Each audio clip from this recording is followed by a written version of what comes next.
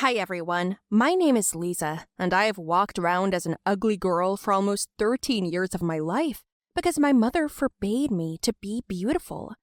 She kept that secret for so many years, and in that time, I almost lost not only my friends, but myself as well. It was a nightmare, but later, I found out the reason. Do you want me to tell you? Don't forget to like my video and share it with your friends. Well, I became an ugly girl because of skin problems and dirt stains all over my body. I had no one, especially since I lived far from the city, cut off from civilization. My mother and I had moved our new farmhouse in my youth, but things used to be different, and before, my life was envied. Before, I was a pretty girl. At that time, my father still lived with us. He was often far away from home due to his work as a fisherman. He was away, working at the port almost all day long. But there were times when my father would come home and our whole house would stink of fish. Strange as it may seem, my father liked to eat seafood dishes very much. I never ate them, so my parents ate them themselves. One day, my dad came home from work and told me that our boat had lost power, and he and his colleagues were eating raw fish so they wouldn't die of hunger. I felt so sorry for him. Mom went into the kitchen to make dinner, and I sat on his lap and cuddled. At some point, my dad's arms went weak. Only after a while did I notice he wasn't breathing. Mom, something's wrong with Dad! I shouted to my mother. It took us a long time to recover. Dad died so suddenly that the doctors thought it was all dehydration. My mother and I were so sad. We cried all the time, and I didn't even use my makeup to hide my tear-reddened eyes. But nevertheless, I tried to look beautiful, just because I was used to it. One day, as I was sitting in front of the mirror, about to go to the movies with my boyfriend to take my mind off things, my mother came up to me. She sat down at the boudoir and said, "What a beauty you are. Daddy would love to see you again."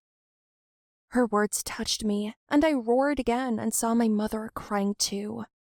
It wasn't until later that I realized not only was she crying, she was suffocating. I thought, could it be from hysteria? And when I saw that she couldn't breathe, I got scared. God, what if she dies too now? What then? I was at a loss. I didn't know what to say or do. And then, by inertia, I called an ambulance, and the doctors gave her an injection. They said that my mother went into severe anaphylactic shock, and that we needed to eliminate the allergen. I thought it was because of the fish she had for lunch today, and when she came to her senses, I asked her not to eat any more seafood. It went on like that for a couple of days. Mom was lying down before going to bed watching TV, and I came in from my walk and lay down next to her. I really wanted to be close to her. But after a minute, she started having shortness of breath again. I immediately gave her the shot the doctor had advised me to give her, and Mom was relieved. I hugged my mother again, and she blushed, and we realized that she was allergic to me. It was a shock, and I was so hurt that this was it.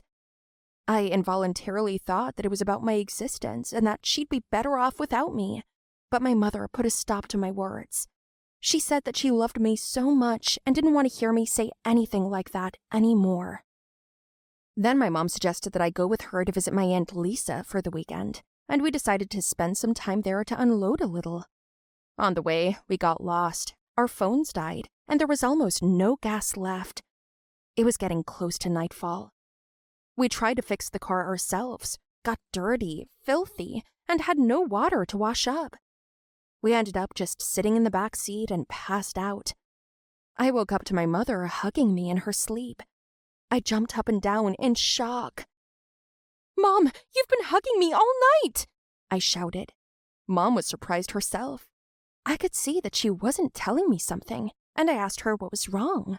But all Mom said was that the pills were probably doing their job. I had already breathed out in relief that my mother was healed, and when she got out of the car, I found an empty bottle of medicine. I didn't question it. Maybe she just drank the last of it. I was wrong, though. Mom had tricked me.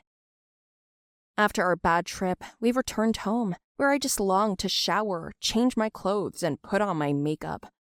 I grabbed a clean towel, but my mom blocked my way. "Mom, what are you doing?" "Where are you going?"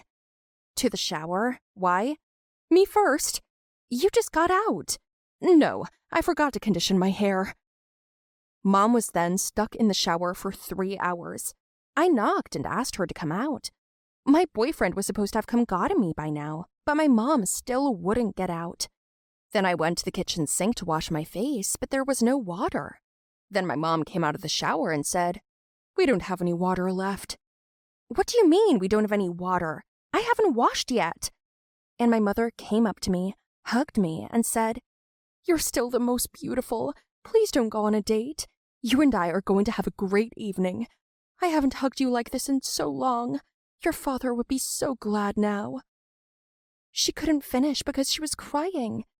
I felt sorry for her, canceled my date, and my mother and I lay down on the couch to watch a movie, after which I fell asleep. The water still didn't go on, and on the second day, I already wanted to go to the neighbors, but my mother suddenly asked me to pack an emergency bag. God, I was frightened. I thought that something had happened and demanded an explanation, to which my mother replied simply, "We have to move immediately. They found a gas leak in our house." We were out of there before I even knew it.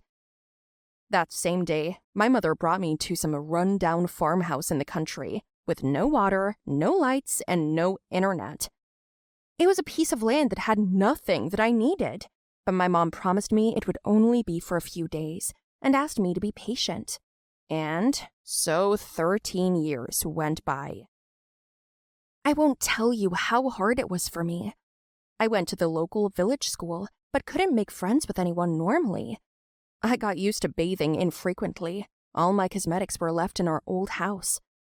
My mother and I lived like savages, and she seemed fine with that. And then I just knew she was lying, but I never got any answers. My mom's allergies apparently went away, but it turned out that I traded her love and my beauty for that. How was that fair? I missed my home and my friends, and I dreamed of secretly going back, but I didn't know how. And the guys in our neighborhood didn't know what a highlighter even was, and I myself had already forgotten what my boyfriend looked like and how to properly use makeup. One day out of boredom, I was walking in the cornfield, just for fun, and I met a girl there. Her name was Gloria. She was visiting relatives for the vacation. Gloria looked gorgeous, beautiful, and graceful. We became friends, and I immediately asked her about makeup. After so many years without care, my skin had become problematic, covered in spots and pimples, black dots, and an oily shine. I asked her how to fix it, and she took me to her house and gave me a makeover. Man, I was beautiful again. Not as beautiful as before, but still beautiful. I even cried. I immediately went home to show off my gifts and my beauty, but my mother, instead of being happy for me, did something I didn't expect. "How dare you! Wash it off, immediately, and go clean up the hay." "Mom, I'm a little prettier than usual for a minute, and that's how you react?" "It doesn't suit you. You look ugly." "I'm a clean and beautiful girl. Why do you forbid me to be myself?" "Because it doesn't suit you.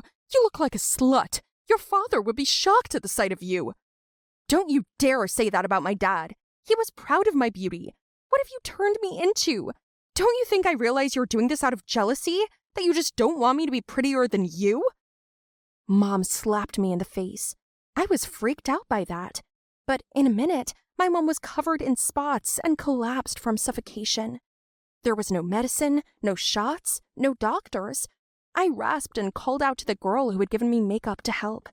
She immediately dumped out the latest antihistamine from her purse. "I'm allergic to dust," she said, and after my mom felt better, we got in her car and drove into town. Just to be safe, I got into the front seat, and my mom got in the back so we wouldn't make contact. All the way there, I wondered what was causing all of this. When we arrived at the hospital, my mom's last doctor met us. He immediately gave out, "Oh, so you touched your beautiful daughter again and came to see me." "What does that mean?" Why? Weren't you told? Your mother is allergic to your beauty, my girl. He's exaggerating. I'm allergic to your cosmetics, your perfume, and even the purity of your skin. And you kept this all from me? Couldn't you tell me? Ask me not to wear makeup in front of you? You wouldn't have listened. You couldn't live without makeup, and I almost died because of your passion for beauty. You kept that secret for 13 years. You ruined my life with your selfishness. But the doctor interrupted us and prevented us from fighting. He told me that the good news was that things had actually changed, and that in 13 years they'd managed to find a good drug that wouldn't harm my mother and would allow us to have contact, and gave me a spray that would neutralize all the odors. I had to apply it every day before having contact with my mom, and we were both fine after that. We made up, but not right away. I mean, all of this could have been avoided, right? Tell me, guys, did you like my story? Write your opinion about it in the comments below the video. Don't forget to like it, share the video with your friends, and subscribe to the channel.